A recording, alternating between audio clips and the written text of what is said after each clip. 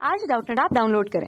Doubtnut पर अपने सभी गणित, रसायन विज्ञान, भौतिक विज्ञान और जीव विज्ञान के डाउट्स का करो सफाया। बस प्रश्न की फोटो खींचो, एक ही प्रश्न को क्रॉप करो और तुरंत वीडियो सोल्यूशन पाओ। अभी डाउनलोड करें। दिया है कि ट्रांसफार्मर की प्राथमिक तथा द्वितीयक कुंडली में फेरों की संख्या क्रमशः 50 तथा 200 है। अब यदि प्राथमिक कुंडली में धारा का मान 4 एम्पियर होता है, तब द्वितीयक कुंडली में धारा का मान कितना होगा, ये हमसे पूछा जा रहा है। प्रश्न में सबसे पहले हम देखें बात किसकी की जा रही है, ट्रांसफार्मर की।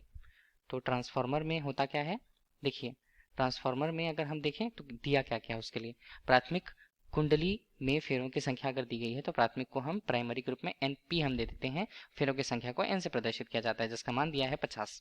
दूसरा, अगर द्वितीय कुंडली की बात करें तो उससे सेकेंडरी हम कहते हैं, तो सेकेंडरी के लिए एनएस होगा, मतलब कुंडलियों की संख्या, तो वो दिया हुआ है हमें 200।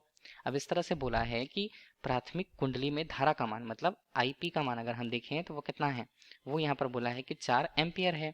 तो हमें पूछा जा रहा है कि द्वितीय कुंडली में मतलब सेकेंडरी कॉइल पर जो धारा का मान होगा वो कितना होगा, तो ये हमें निकालना होगा इस प्रश्न में। अब अगर ट्रांसफार्मर के सिद्धांत से हम देखें तब इसे हम क्या लिखेंगे, ट्रांसफार्मर के लिए एक परिणमन अनुपात होता है।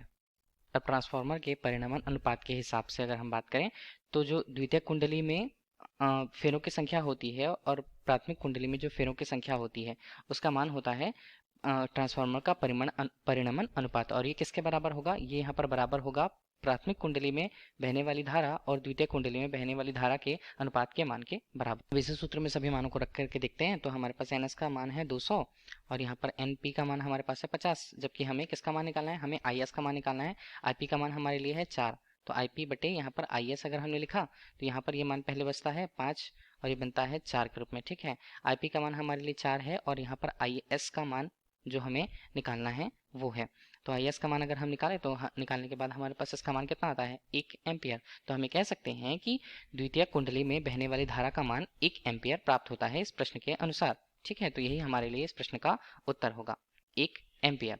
धन्यवाद। कक्षा 6वीं से 12वीं से लेकर नीट, आईआईटी, जेईई वो एडवांस के लेवल तक 1 करोड़ से ज्यादा छात्रों का भरोसा। आज ही डाउनलोड करें डाउटनेट ऐप या व्हाट्सएप करें अपने सारे डाउट्स 8400 400 400 पर।